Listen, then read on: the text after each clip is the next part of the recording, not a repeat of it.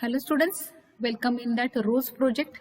That project is conducted by Ray Shikshan Sanstha's Sadhguru Gadge Maharaj College Karad. Myself is Mrs. Deshmukh NS. My subject is physics. Already we started the first chapter, rotational dynamics. In that chapter, some point we completed. Which points we are going to learn today? That we can see on the screen first. Then we are going to see the all points one by one. In this lecture, we are going to learn the theorem of parallel axis, theorem of perpendicular axis, then angular momentum or moment of linear momentum. Next is the expression for angular momentum in terms of moment of inertia. Now, let we move towards our first point, theorem of parallel axis. For that diagram, we can understand in that diagram, two parallel axes are present there. One axis is passing through the center of mass of the body. Another axis is passing through any point. That means in that diagram, we can see the point O. In between that two axes, the perpendicular distance is, that distance is denoted by h. See, the moment of inertia about an axis from passing through the center of mass is IC.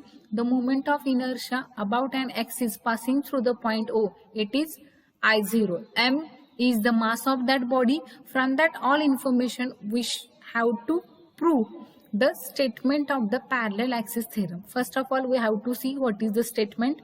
The moment of inertia of a rotating body about an axis is equal to sum of its moment of inertia about a parallel axis passing through its center of mass and product of mass and square of the perpendicular distance between the two parallel axes. That means the moment of inertia of a rotating rigid body about an axis is equal to sum of its moment of inertia about a parallel axis passing through its center of mass and the product of mass and the square of perpendicular distance between that two parallel axes. This is our statement. This statement we can write as it is I0 is equal to IC plus ms square. That means the moment of inertia of a body about an axis passing through point O. This moment of inertia is equal to the sum of moment of inertia of a body about an axis passing through the center of mass plus product of mass of the body and square of the perpendicular distance between two parallel axes. Now that we have to prove here. See, the m is the mass of the rigid body rotating about an axis. Then I0 is the moment of inertia of a body about an axis passing through the point O. About point O, the moment of, from that point O, one axis is passing that. About that axis, whatever the moment of inertia, it is I0. And in that body, center of mass is present there. From that center of mass, one axis is passing through.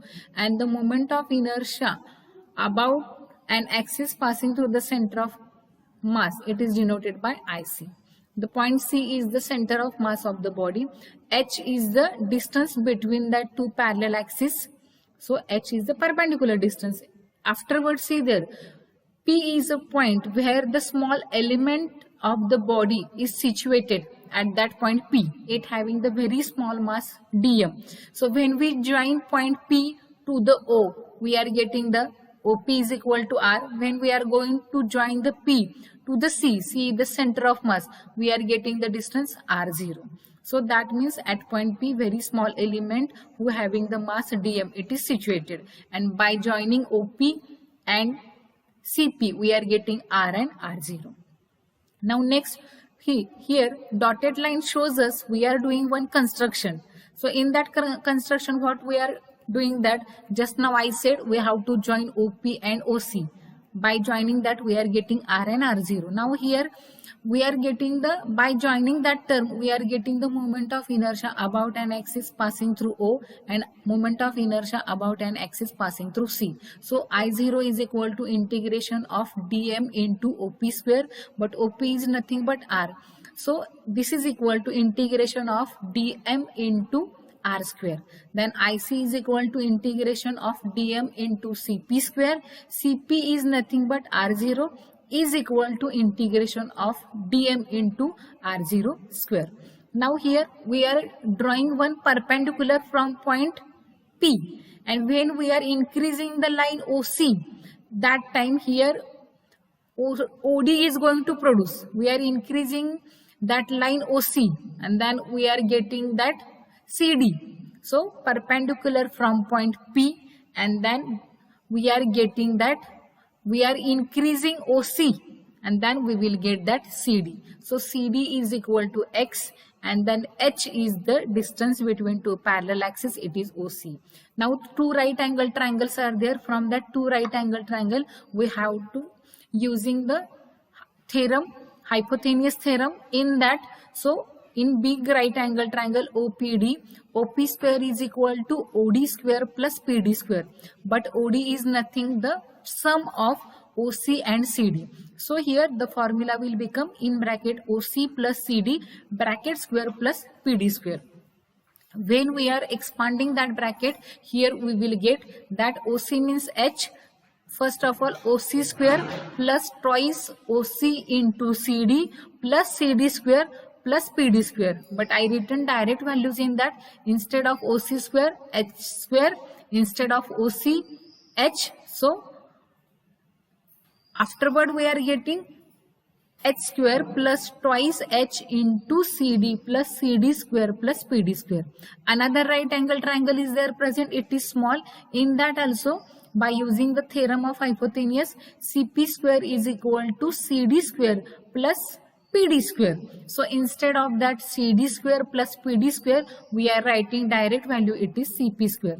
So here I am shown that on the screen. So by putting all these values, we will get OP square is equal to H square plus twice H into CD plus CP square. But the all values are with us. OP means R, OC means H, then CD means X, and CP means R0. So here finally we get R square is equal to H square plus 2 into H into X plus R0 square. This equation is multiplied by dm, and we are taking integration of that equation. It will become in such way that integration of R square into dm is equal to integration of R0 square into dm plus integration of H square into dm plus here twice H, this is the constant, so twice H are taking out of the integration, twice H into integration of X into dm. So in that integration of X into dm, what is this? This is the C is the center of mass, and when at that point we are taking the algebraic sum of moment of all particles, it will become 0. So the term integration of X into dm, it is 0, and it is the last term from that equation. When we are multiplying 0 to twice H, the whole last term it will become 0.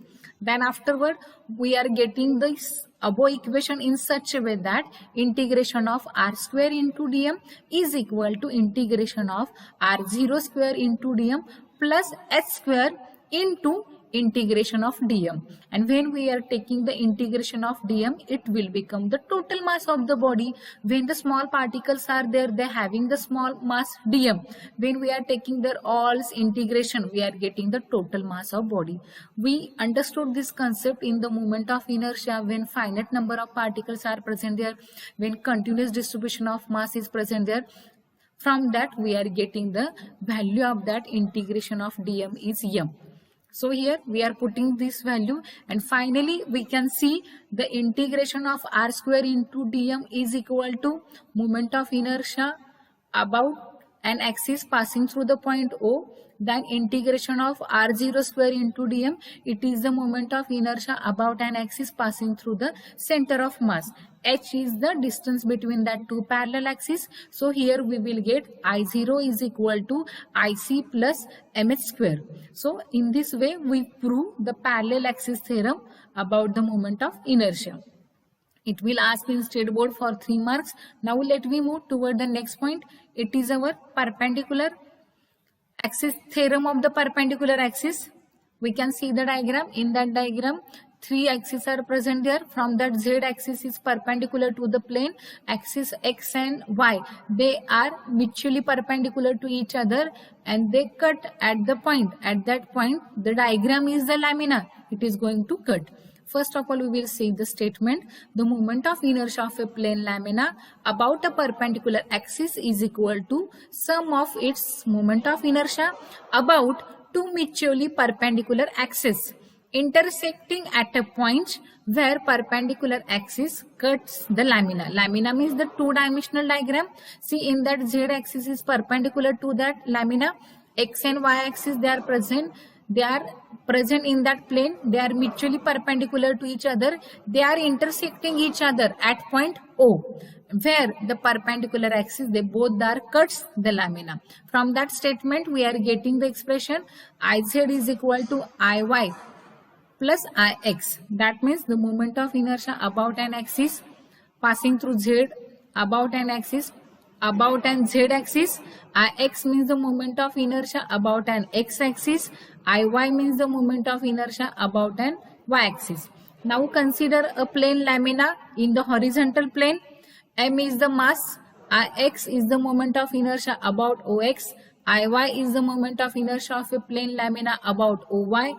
Oz is the axis passing through the point of intersection. The point of intersection is O. And this point of intersection of the Ox and Oy. So Iz is the moment of inertia of a lamina about Oz. Now here we have to prove that statement. So for that we are consider a small element of a lamina who having the mass dm. It is situated at point P. So it is at a distance y from x-axis. That point is present at a distance y from x-axis and that point is present at a distance x from y-axis. Here we can understand. Again I am showing the diagram because diagram is helpful for finding the expression. Here that small element of lamina who having the mass dm, it is situated at a distance y from x-axis. So here moment of inertia of a element about x-axis is y square into dm. Then moment of inertia of a lamina about y-axis is equal to Iy is equal to integration of x square into dm. When we are adding that two, moment of inertia about y-axis and moment of inertia about x-axis, how we will get that? See that Ix plus Iy is equal to integration of y square into dm plus integration of x square into dm. Then we are taking the common term outside. Here we are getting Ix plus Iy is equal to integration of x square plus y square. They both are present in bracket complete, multiple by dm. But here what happened? Iy and Ix, there if we are finding their integration, how we will get this is integration of OP square into dm. But what is the OP? OP is the r square. We can see from the diagram, and that here we are getting one right angle triangle. In that right angle triangle, if we are finding the hypotenuse, here we will get r square is equal to x square plus y square. Two sides of the right angle triangle, if we are taking their square, and when we are adding their square, we are getting the square of the hypotenuse. Then here, but that r square into dm, it is the moment of inertia of a mass dm about a z-axis. So here by putting this value, the moment of inertia about a z-axis is equal to integration of r square into dm. So by putting this value in equation, we are getting Iz is equal to Iy plus Ix. So here the moment of inertia about an z-axis which is perpendicular to the plane is equal to moment of inertia about an x-axis plus moment of inertia about an y-axis. That x-axis and y-axis, they are mutually perpendicular to each other and they are intersecting to each other at point O, and the z-axis, it is also passing through that point O, and at that point the lamina is going to cut. So in this way we got the perpendicular axis theorem. So this theorem is proved, and this theorem is applicable only for the laminar bodies. Now let we move towards our next point. In that point, we have to find out the angular momentum. We know in that linear motion, linear momentum is present there. Similarly, in rotational motion, momentum is present there. That momentum is the angular momentum. Here we are taking the reference of that two motions, rotational motion and translational motion. In rotational motion, angular momentum is present. In translation motion, linear momentum is present. So here L is equal to R into P. It is the angular momentum. We have to find out that this expression in next point. But in translation motion, we are getting linear momentum. P is equal to M into V. Linear momentum is the product of mass into velocity. Angular momentum is the product of position vector and the linear momentum. Here we are getting what is the R. R is the position vector from the axis of rotation. P is the linear momentum. And when we want to write this expression for angular momentum in magnitude, it will become L is equal to R into P sine theta. But P is nothing but product of mass into velocity. Therefore, L is equal to M into V into R into sine theta. Sine theta is a small angle in between the direction of R and P. If that sine theta is 90 degree, that time we are getting L is equal to product of mass into velocity into position vector. So L is nothing but M multiplied by V multiplied by R. R is the position vector, V is the linear velocity, M is the mass of the body. And from that we are getting the formula for the angular momentum. And that angular momentum, it is called as the moment of linear momentum. Another name is also there for that. So heading also given, angular momentum or moment of linear momentum. And by that formula, we are getting their SI unit and dimensions. SI unit of that angular momentum is kg meter square per second. As per the SI unit, we are getting the dimensions L raised to 2, M raised to 1, T raised to minus 2. So this formula is useful whenever we are going to solve the numericals. So from this we got the definition, formula of the angular momentum, their SI unit and their dimensions. Now let me move for the expression for the angular momentum. Now here we are going to find out the expression for angular momentum in terms of moment of inertia. That means angular momentum is present in the case of rotating body.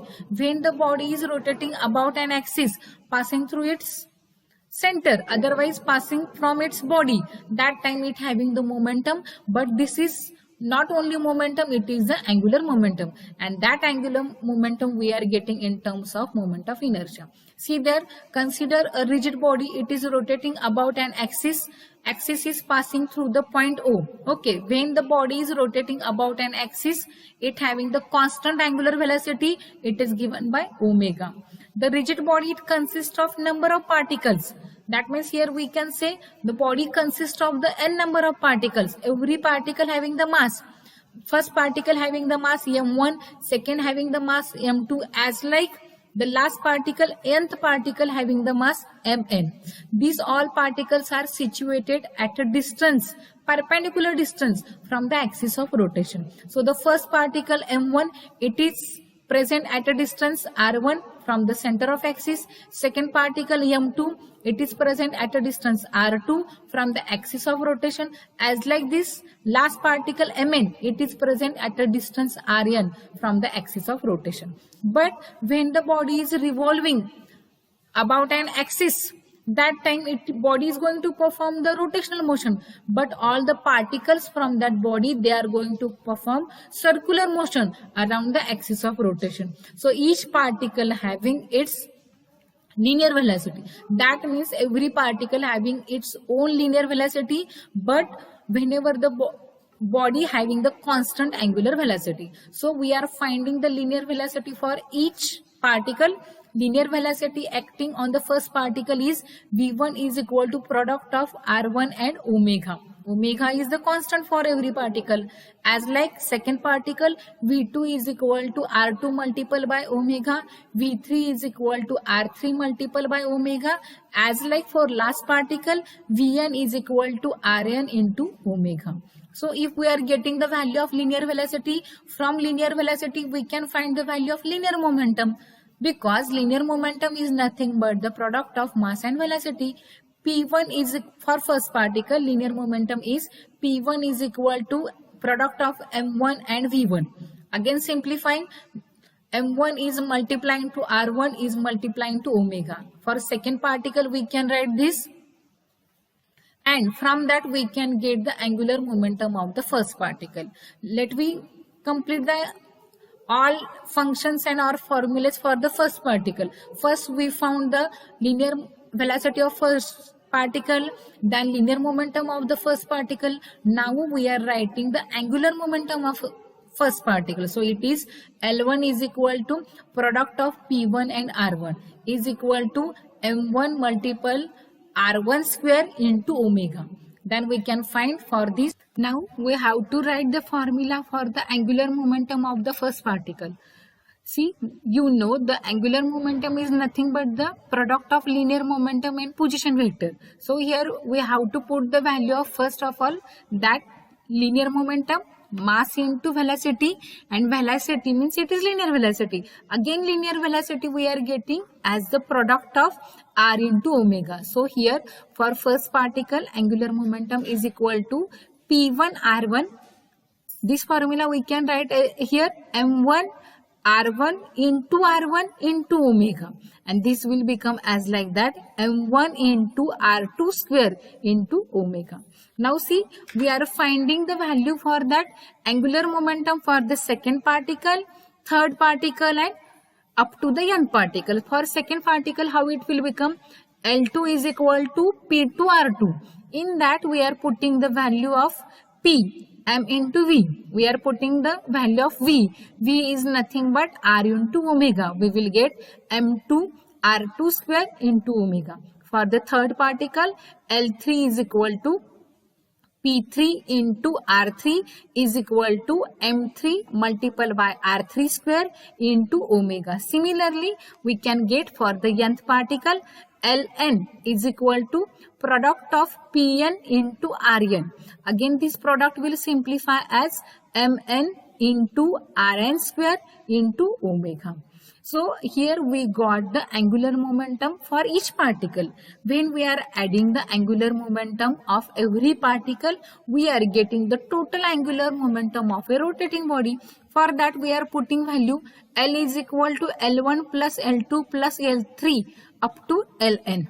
Okay, by putting this value M1 multiplied by R1 square multiplied by omega plus M2 multiplied by R2 square multiplied by omega plus M3 multiplied by R3 square plus omega up to that last particle plus Mn multiplied by Rn square multiplied by omega. So in that whatever common term omega taking outside, remaining terms we are writing in the form of summation in bracket summation of mi ri square, who having the lower limit 1, upper limit n, bracket complete, and bracket is multiplied by omega.